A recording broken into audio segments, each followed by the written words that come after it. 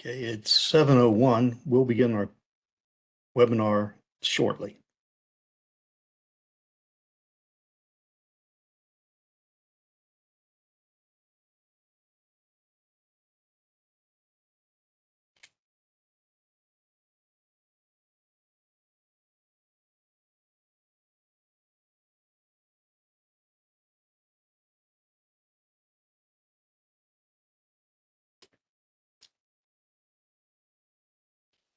Okay, I think we're ready to begin.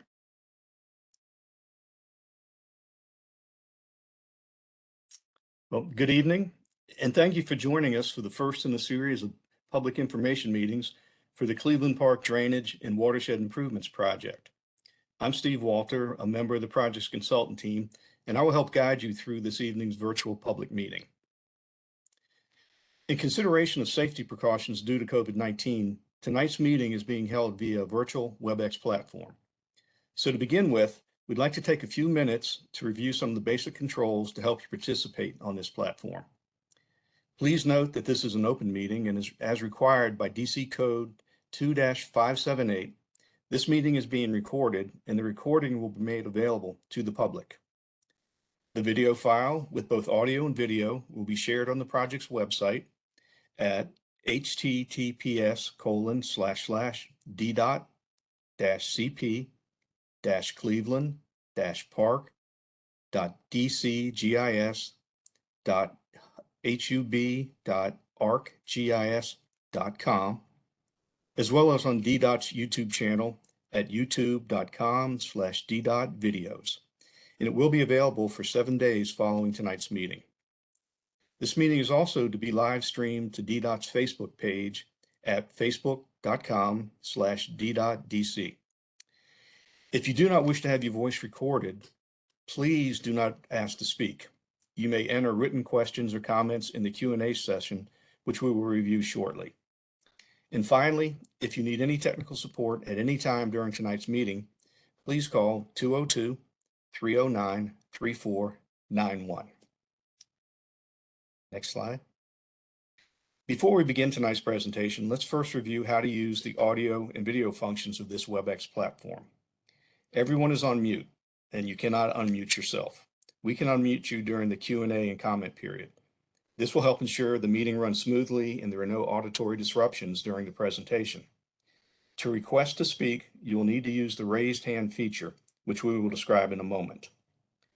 WebEx also has an automatic system-generated closed captions available during the meeting. Click the CC icon in the lower left corner of the window to turn on the closed captions. You will see that there are additional settings that will allow you to adjust the appearance of the captions if needed. And if you're using the WebEx mobile application, simply just click on the three-dot icon, scroll down, and then select the closed captions option, and make sure the toggle switch is blue. And please note that your video camera is off by default and you will not be able to share video. Next. If you have a question or a comment that you'd like to speak up about, please raise your hand. This indicates to the project team that you would like to speak.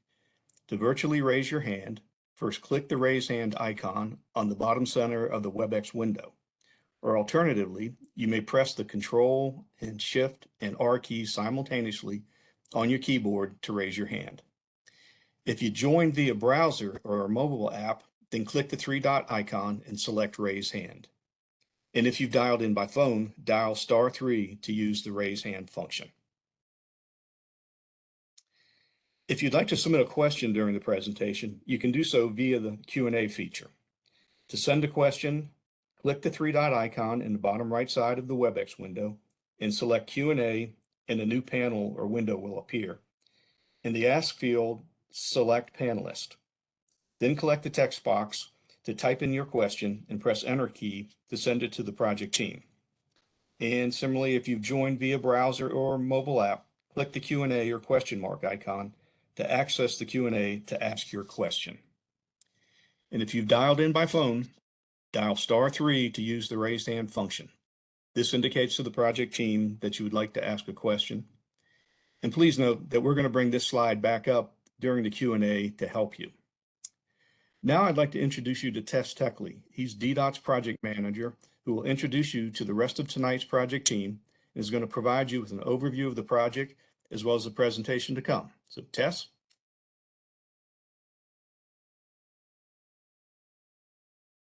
And Tess, I believe you're on mute. Good evening, everyone, and welcome. My name is Tess Techley. I'm the DDOT project manager for this project. Let me quickly introduce you to the project team, and then we'll proceed with the project background and other details. Tesfalem Techley, myself, Samir Keitan, DDOT supervisory manager, EJ Sime, DDOT project manager, Christian Pinero, DDOT community engagement, Prakash Patel, project manager from Parsons, Brian Smith, drainage stormwater management lead, Parsons team. Next slide, please. Today's meeting agenda, I will go on the project overview, and Prakash Patel will talk more on the proposed project components, environmental considerations, public involvement, and then what will be the next stage on the project. And then at the end of the presentation, we'll have question and answer sessions. Next slide, please. Project overview. The purpose of this two-phase project is to mitigate the recurring flooding conditions at Cleveland Metro Station and then the adjacent roadways on Connecticut Avenue NW and then adjacent cross streets, which are caused by the existing undersized stormwater drainage systems. Phase 1, which is under construction, Cleveland Streetscape and Drainage Project, the design is complete, and then the construction is currently underway. Phase 2, this project, Cleveland Park Drainage and Watershed Improvement Project, is currently at 30% design. Next slide, please. The project area as shown on the map here. Phase 1 is shown by the light blue shaded area, which is mainly concentrated on Connecticut Avenue near the Cleveland Metro Station. And then phase 2, shown by the dark red line, covers much larger area, upstream and downstream part of the phase 1 project. As shown on the map, phase 1 goes all the way to Wisconsin Avenue on the west and to Klingle Porter Street interchange on the east and up to Upton Street on the north and to Macomb Street on the south. Next slide, please. From here onwards, Cash will talk about the existing condition and the proposed improvements. Thanks, Tess. So looking at this whole area from a higher elevation, as you can see, the Melbourne-Hazen Sewershed that is kind of outlined on the north, surrounded with a dashed blue line boundary. The middle Sewershed, that is Porter-Ordway Sewershed, which we will be focusing on mainly, and on the south side is Macomb Newark Sewershed. And this you can see all of those outfall within this area is an outfall cross culverts that kind of drains Hazen Williams Sewershed onto the Rock Creek ultimately. And then we have an outfall for our Porter-Ordway Sewershed that is all the way by the Porter and Klingle Valley Road. As you can see, is shown in the green dark color. And the third outfall is discharging into a Klingle Valley creek. So next slide, please. So our team has analyzed this whole area. We have done some hydraulic analysis, and our findings are this project area is the Sewershed area is pretty large, about 170 acres. And the largest storm drainage system that runs along the Porter Street on the east side is 54-inch diameter pipe. The maximum storm drainage system that this pipe can handle is about 350 cubic foot per second. And this is how you measure the flow that is flowing into any storm drainage system. While based on our analysis, we are finding that 15-year storm, which DDOT want us to design that storm, and that is normal per the standard, we will generate 900 cubic foot per second. So as you can see, the capacity, the existing pipe system can handle 350 cubic foot per second, while the flow is generated from the sewer set for 15-year peak flow is 900 cubic foot per second. That means we have an issue with an existing storm drainage system. At the same time, if we have a 15-year storm, the velocity at the outfall all the way to the Porter Klingle, it would generate about 18 foot per second velocity, which is really high. The calculated depth along this corridor, it can range anywhere between 12 to 15 feet and 15 inches. So we need an overhaul to the storm drainage systems. And as a part of that, our team has come up with several mitigation options, as you can see on the next slides. So this is really a small graphics covering the whole area, but just to give an idea, we are come up with a small mitigation that is a green infrastructure. And those shown in a green little dot, and I know and understand that it's a little hard to see. And those are the green infrastructure location. We have another mitigation measures that we are planning on installing an extension detention facility, and we have identified those at 3 locations. And those are shown in a yellow or orange color. The number 1 system is in the alleyway connecting 38th Street and Porter Street. Number 2 is from between Porter and Ordway, and the third one is all the way by the interchange. The last mitigation that we are recommending is to do a storm sewer system upgrade, and those are shown on the brown color, where we are extending and increasing the pipe of the existing storm drainage system.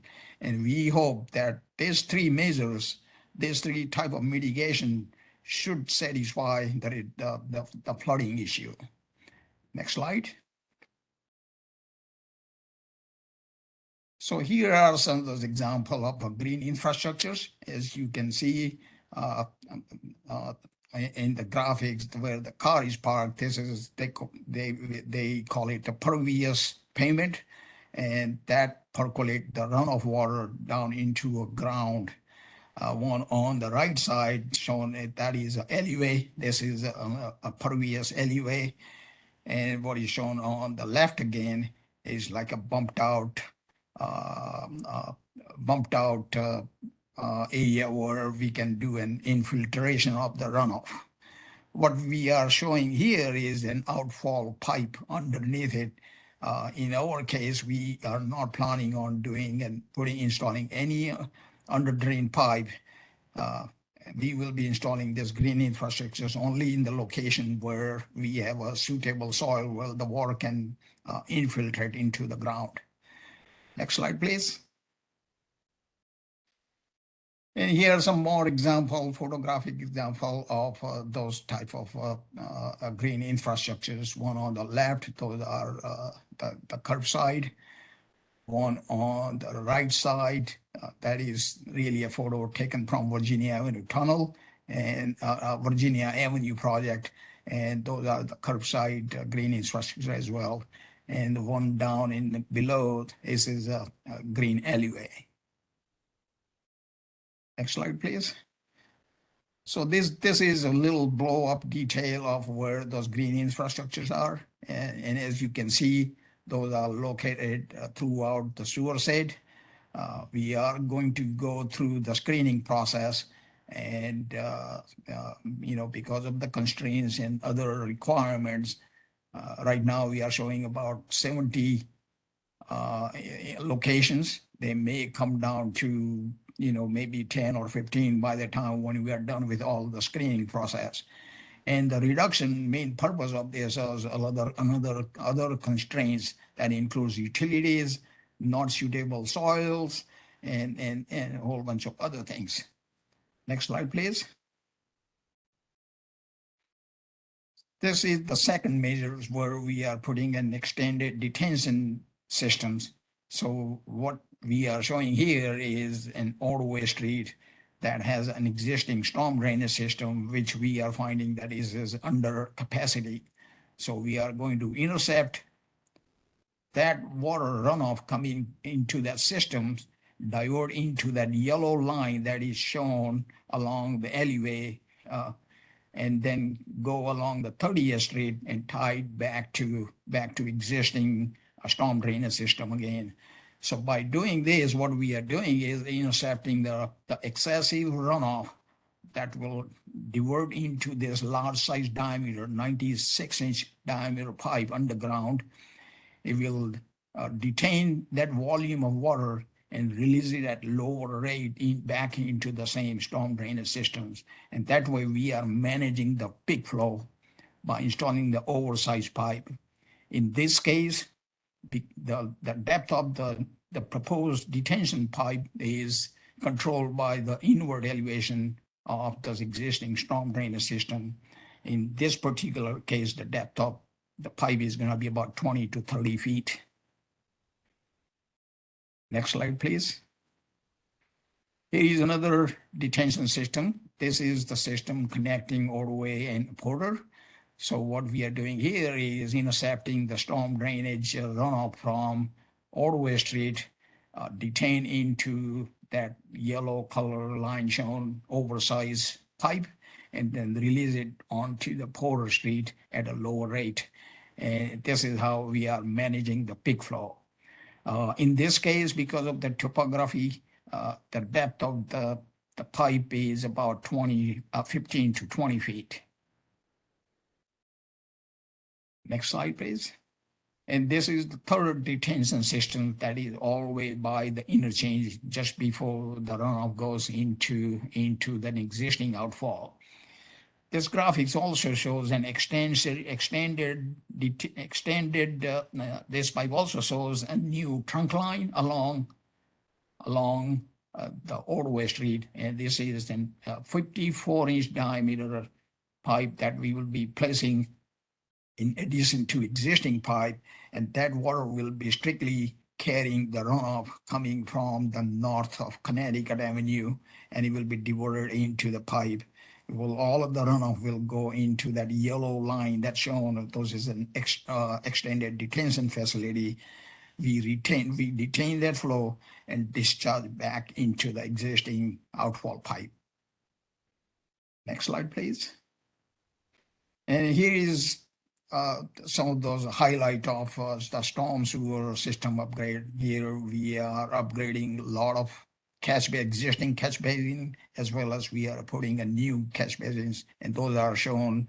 They look like dot, but they will be a double, triple, quadruple, and even more cell inlet that we'll be placing to catch all of the surface runoff. And what is shown in brown is an improvement or upgrading or even adding the new pipe. Next slide, please. So environmental part is also running kind of parallel. We have already done an inventory of all of those existing environmental elements, and that report is posted on the project website. At the same time, moving forward, we will be continuing updating this report as the design progresses and as the alternative that we are recommending get finalized. Next slide, please. So here are some of the information where we are going to, put in more information where public can get involved. We have a project fact sheet posted on our website, and it's also shown. I know it's hard to read, but they are on the project website. We already have the project website, and it will be continually getting updated as we have an update to share with the community. We already had a meeting with ANC 3C and ANC 3F on May 16 and 17, and we will continue updating that as the design progresses further at all milestone. We will also have a similar public meeting like we have it now, and we'll continue sharing information with the community. Next slide, please. And so I want to go over with you what is next. We have submitted the preliminary 30% design, and that design is being reviewed by various agencies. Those drawings were and the documents were posted end of May. We is going through the review process. The public information meeting, which is today, we are having that. And then when we have we plan on the 65% design will be done by summer of 2022. And the final bid package will be done by spring 2023. And if everything goes correctly, we will have this project under construction by summer of 2023. Next slide, please. And here's some information on who to contact. Tess is the main point of contact. Samir's contact information is also shown here. And the project website is shown here as well. And this presentation will be placed on the project website very soon after this meeting. Next slide. Yep. Steve? Yep. Thank you. Before we start the Q&A session, I'd like just to review with you our Title VI Public Involvement Questionnaire. As a recipient of federal assistance, DDOT must ensure that all of its programs, activities, and public meetings are conducted in compliance with Title VI of the Civil Rights Act of 1964. This act ensures non-discrimination based on race, color, or national origin. The Title VI Public Meeting Participation Questionnaire you see here on the left is used to help DDOT ensure that we are informing the public and conducting our meeting in a non-discriminatory manner in compliance with Title VI. You can access this same questionnaire by scanning the QR code shown here in the bottom right of the slide. Project comments and/or your concerns may also be submitted through this form, and we appreciate anyone who's willing to take the time to complete the form and submit it to us. And I'll thank you in advance for your participation. We'd now like to begin the Q&A session. We will begin with any questions that have been submitted in writing. And Molly, at this moment, I have not received any. We'll give that another minute. For anyone that may have a question, you can type it right into the Q&A box and we'll direct it to our panelist. And if none come in a few moments, we can use the raised hand function. Molly can unmute you and you can ask your question directly to the panelist. Okay, we do. I have a question from Mr. Brewster. Tess, I'll begin with you, and Prakash, I'm sure will fill in, but David's question is, what work is going on right now? There seems to be quite a bit.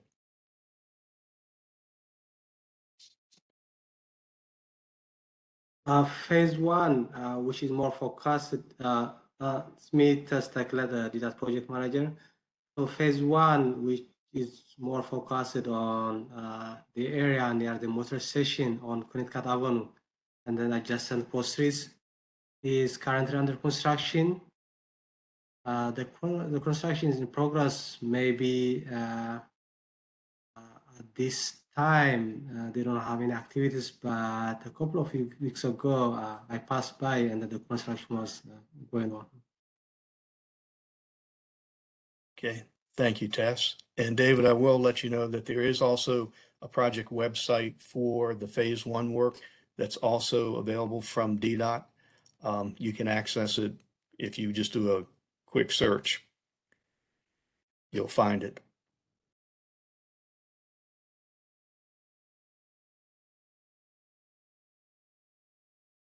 Okay.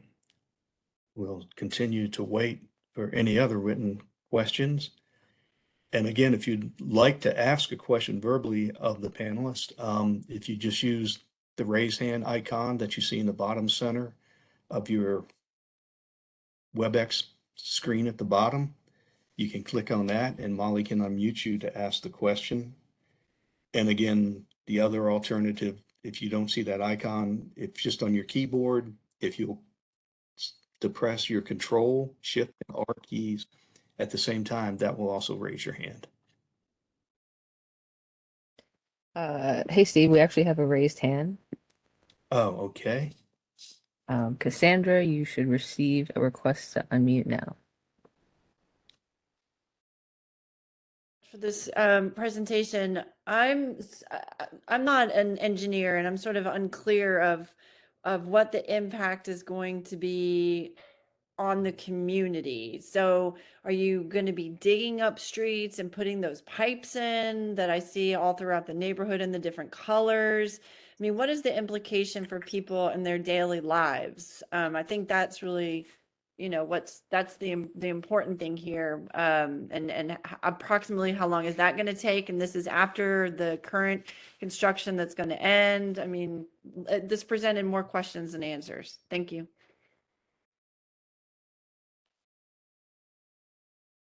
Tess, will turn to you for the initial answer. Yeah, Prakash and Brian can help, but at this time, we don't have the construction phasing or the maintenance of traffic developed, but we will prepare the construction plans, as much as possible to mitigate any impact in their daily life on the traffic routing. So the major construction part is, the detention that are shown on 2 alleys, and then the one shown on near the Klingel Porter Street interchange. We will have also a 54-inch pipe along Porter Street. So these are like the major components of the project, but we'll phase, and then we'll have like a proper maintenance of traffic to mitigate the daily activity of impact on the daily activity of the people living on that neighborhood. And Prakash, to clarify, you may be able to explain the anticipated Sure. So, construction so period for this project. Sure. So as I mentioned earlier, this project is at the preliminary design phase, and it will go through a lot of selections, alternatives, screening alternatives, and as a result of it, whatever is remaining, that is going to be an impact on those streets. So we are at the very preliminary stage where we are showing the pipes, and those alternatives get selected. We will be digging trenches in the phases, not necessarily all at the same time, but and so that's why some of those phasing plans and all of those things will be developed as the design progresses. Brian, do you want to add anything more to it? Yeah, sure, Prakash. So I'm just trying to give a little bit of details and understanding of what those impacts will be to the citizens and residents of the community. So the typical improvement will be, storm drain pipe installation. And as Tess mentioned, the larger installations will be the 3 locations of the extended detentions, which will be 96-inch diameter pipes. Those are the biggest. But regardless if they're smaller pipes or larger pipes, what you'll have is a phased installation of storm drain in a trench. And those trenches will almost always either be in a travel lane of a road or in an alley. So there could be, or there will likely be some, phased closures of travel lanes and some phased closing of alleys with maintenance of traffic set up to direct traffic and pedestrians where they need to go. So I think that'll be the extent of the impact. And of course, there's also going to be storm drain inlet installation, and that'll involve just digging and excavating a small hole along the curves of the streets to install those structures. And for the benefit of Cassandra, what you've heard is that the project right now is in its preliminary design phase. There'll be subsequent public meetings just like this held when we reach the 65% design and the 100% design. And at that time, there'll be much more details that can be drawn upon to answer your question with far more detail than we're able to do so tonight. And Molly, I think Cassandra has her hand up again. Yes. You should receive a request to unmute now. Sorry. So the current construction project, I'm actually the Cleveland Park Main Street manager, and I have had a really difficult time getting information and updates. And I go to the website, and I'm not an engineer. I don't understand what is going on. Is there, I'm just concerned about the communication from DDOT to the greater community. Is there a way, I mean, I know you have your website, but it's like a plan ahead, a look ahead, and is there, a way that someone can explain to the community what is happening in a language that the community can understand? We're not engineers, and what we really need to know, at least from my perspective, is approximately how long is this going to take in this particular area? I mean, what you're doing and what we're learning about is fantastic, but the why is less, or the how, whatever, is less important than the how long. How long is it going to impact the businesses? How long is it going to impact the community, the residential community? And how long is it going to impact the traffic? So those are the kinds of questions that I don't see being, and I know that you don't know because you've got to take into consideration things like, what do you find when you dig up? When you dig up the ground, what might you find down there? What kind of weather are you having? I understand there are all these external things that can happen and that can delay a project, but generally speaking, you must have some idea, is Ordway going to be closed for 3 weeks or 3 years? And that's the kind of information that I don't feel like we're getting from DDOT on this current project. So thank you.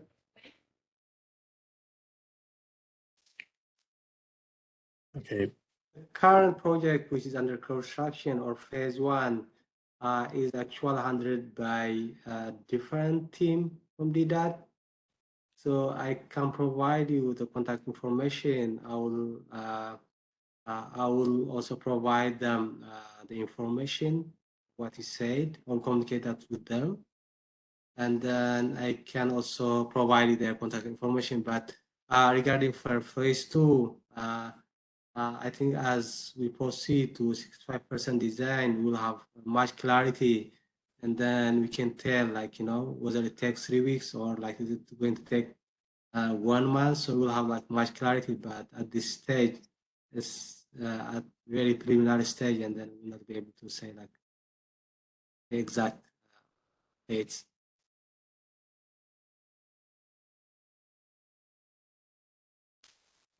Also, Tess, if I may, just add a little color commentary.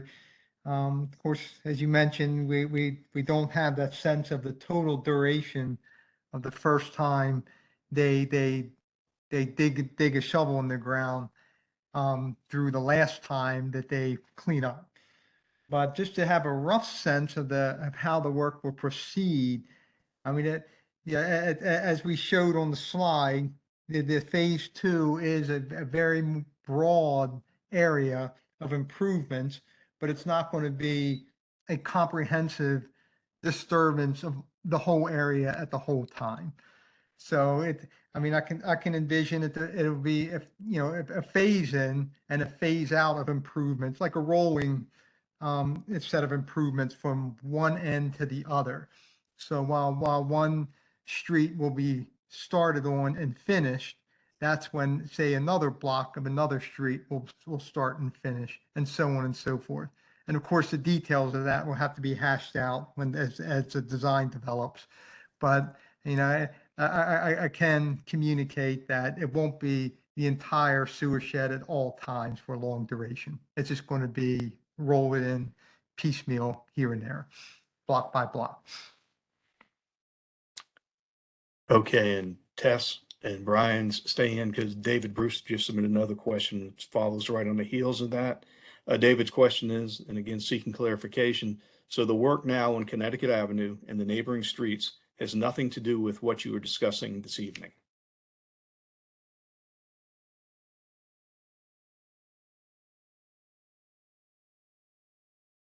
Steve, can you repeat the question again? Sorry. Certainly. So the work now on Connecticut Avenue and the neighboring streets has nothing to do with what you are discussing this evening.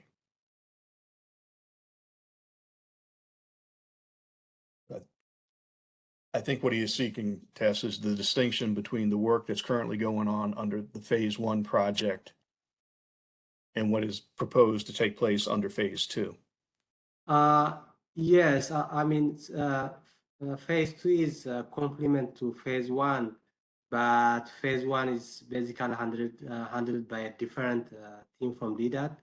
So basically the projects are not the same. So phase 2 is an independent project, and the phase 1 is like another independent project.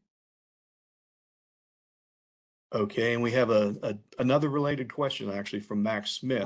I'm also putting the contact info for phase 1 on the Q&A chat session.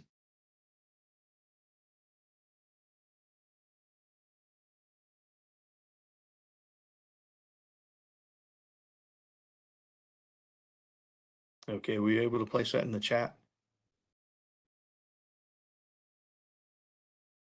Well, as that's going on, let me pose Max Smith's question. Will this work be coordinated with the safety improvement project on Connecticut Avenue so that those safety improvements can be implemented as soon as possible and not be disrupted by this? Tess, we've answered this in part, but Max did acknowledge that he joined us late.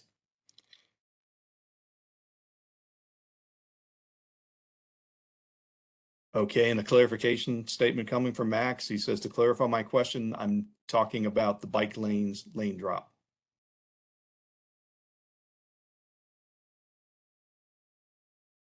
Steve, can you repeat the question, please? Certainly. Max's question was, will this work be coordinated with the safety improvement project on Connecticut Avenue so that they can be implemented as safety improvements and not be disrupted? And he wanted to clarify that he was referring to the bike lane or the lane drop project on Connecticut. This phase 2 project is more focused on drainage improvement, so there will not be any roadway improvement, but the plans are being distributed to all DDOT departments, including the bike team. But the focus of this project is to improve the drainage improvement and will not have any roadway or bike lane improvement as part of this project. If I may add to what Tess mentions, as you can see, I know the scale is very small, but as you can see, for us, for phase 2, we are considering phase 1 work existing along Connecticut Avenue as an existing. So we are not making any more improvements on Connecticut Avenue other than what phase 1 is doing it. Only place where we will be doing, and if we have to do a cross culvert from those streets on the west side and take it on Porter Street, that's where we will be excavating a trench, put the pipe in, and then backfill it and restore the surface. So that safety improvement project should not be impacted by this project.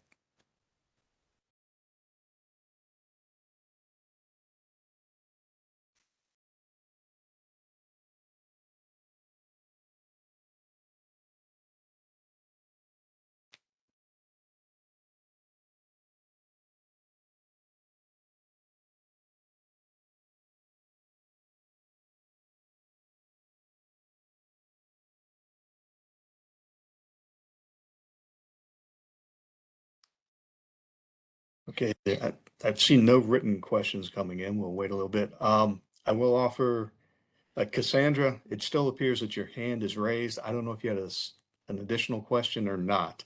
So if you did, Molly can unmute her one more time. They actually just lowered their hand. Oh, okay. Yep. All right. For those who've dialed in directly, you can press star or asterisk 3 to raise your hand, and we can unmute you if you have a question. Oh, we got a call-in user. You should receive a request to unmute now.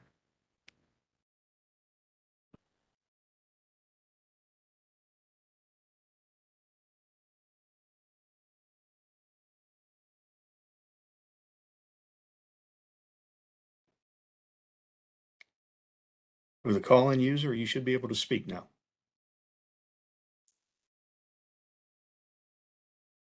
Hi, sorry about that. My question is, you've mentioned two questions. You've mentioned phase 1 and phase 2, and I'm just wondering how many phases are there? Is phase 2 the last phase? And also, you mentioned there will be other meetings when the plan is at 65% and 100%, and is there a timeline for that? So basically a timeline for when phase 2 might begin. Thank you.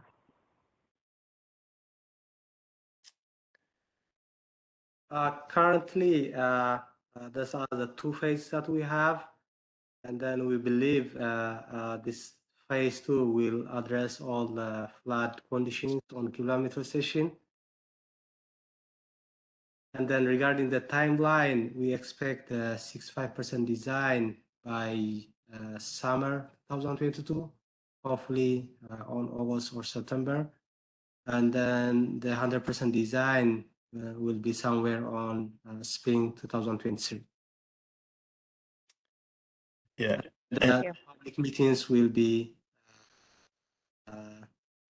1 week or 2 weeks after, like somewhere at those stage, at 65 and 100% design. And as we approach the time for those additional meetings that come up for the 65 and 100% plans, notifications will be sent out just like the ones I hope you received prior to this meeting, but it will also be on the project website. If you go to the Stay Involved or Keep Involved section, you'll see a project calendar. And as these meetings are scheduled, they'll be shown there and all the details will come up for you. I have another. Yeah, that on that, we have a project website that is constantly updated. So all the regular updates will be done on the project website. So. Okay. Thank you, Tess. We have another question from David Brewster. Will streets be repaired in a timely manner after being dug up? The eastern section of Connecticut Avenue in Macomb is a safety hazard from prior construction activities.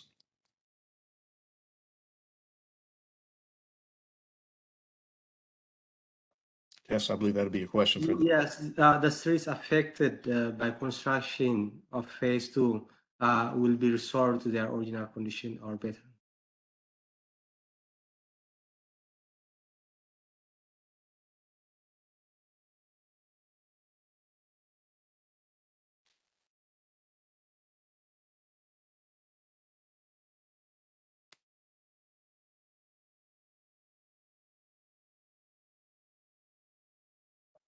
Brad or Prakash, do you want to add on that?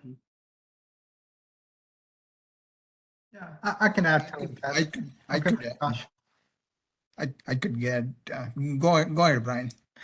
Now, I was just going to add some color commentary about the typical sequencing, typical timing of the storm drain installation. It should be backfilled promptly.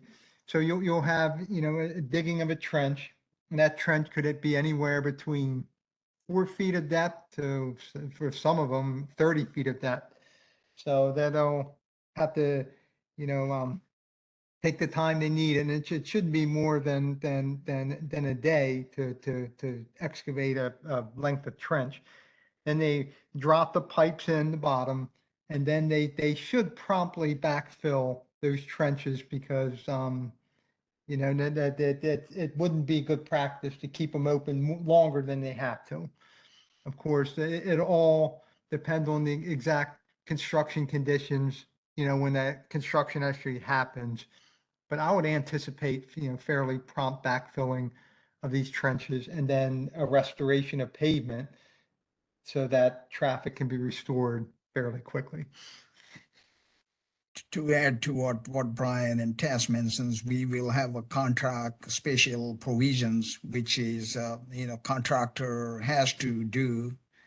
And we will have a provision in the contract to make sure that there's no unnecessary delay or a closing of the street, and work carried forward according to the plan and design.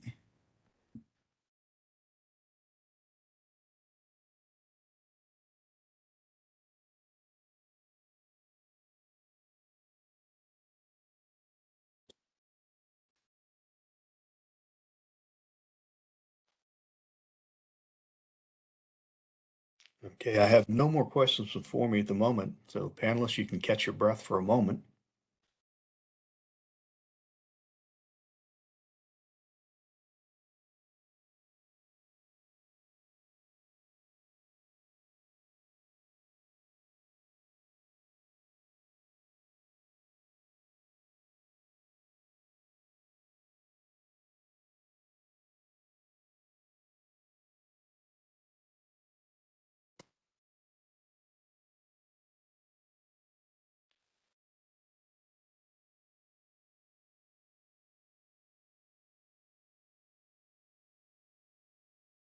I can see that we still have some attendees with us.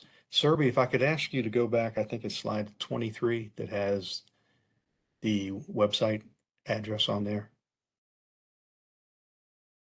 We can leave that up for just a moment. There we go. You all, if you weren't able to do so previously, this could be your opportunity to copy this down, or it is indeed in the chat as well. But this can be your way to catch up on project updates, and or if you have questions after this evening, you can post them to the website. And I'll put in a plug for the Title VI questionnaire. You can do the same through the Title VI questionnaire. There's room for comment on that form as well.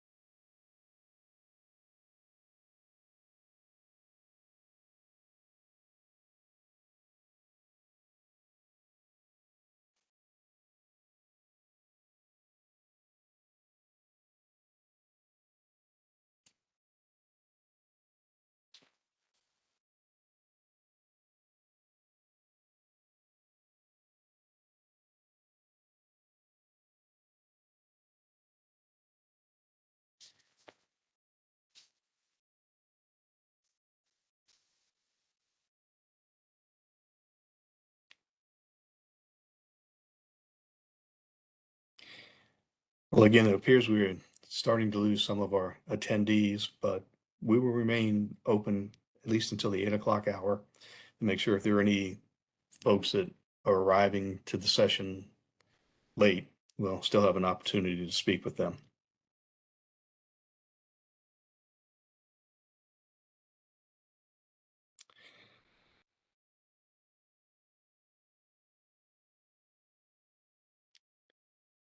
Cassandra has raised her hand.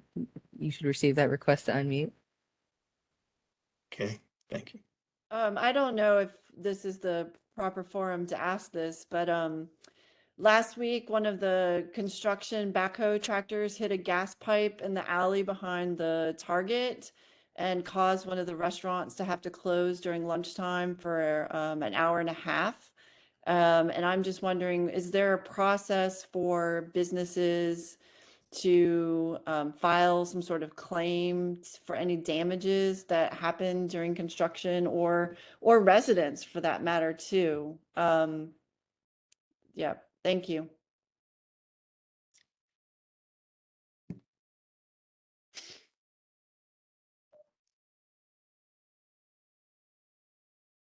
I'll ask DDOT internally and then get back to you.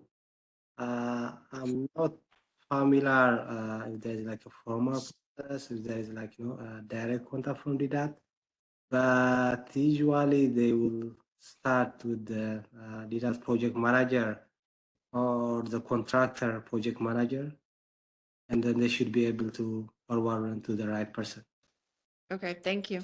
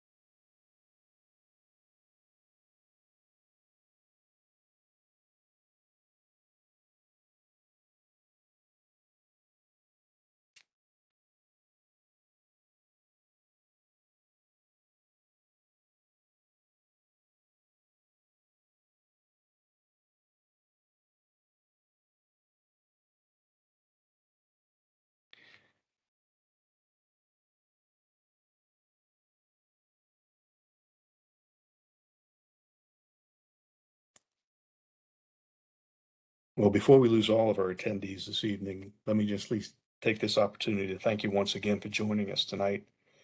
And as we had mentioned, if you have further questions, you can contact us through the project website that's shown on the screen right now.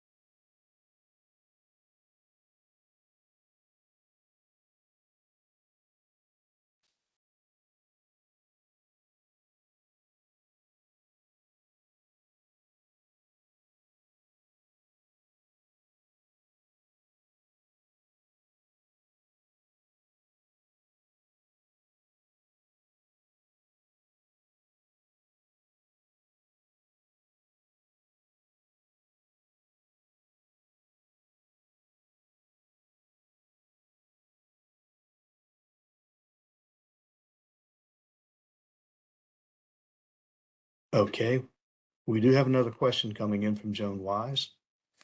And Joan's question is the entire tonight's presentation available on the project website? And Joan, to answer that, yes, it will be placed on the website. It will probably be updated tomorrow morning to have this placed there. So if you have jotted down the website address, it should be there available to you, as long as a few of the other items that were discussed this evening.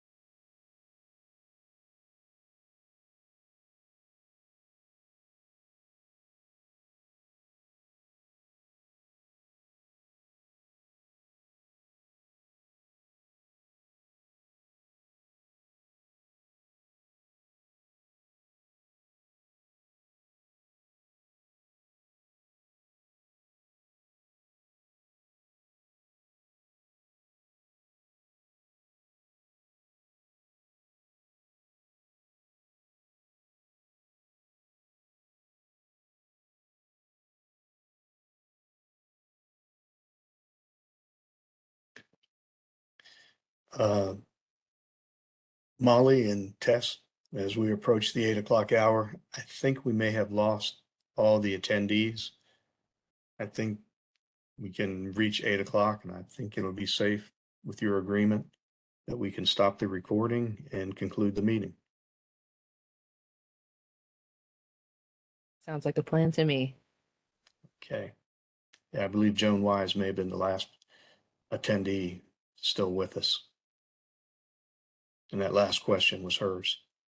Yeah, as long as there are no any more questions until 8, I think, yeah.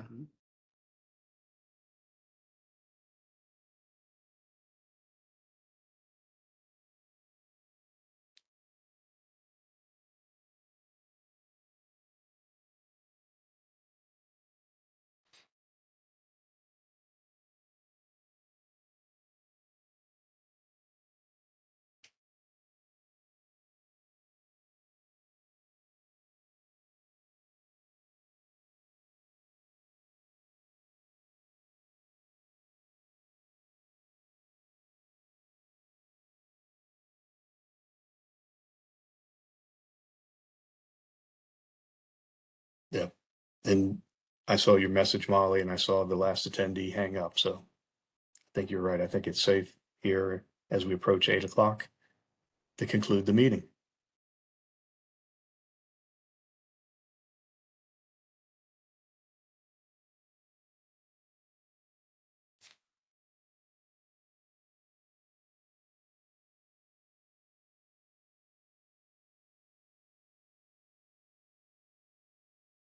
And Molly, for the record, thank you once again for all your assistance.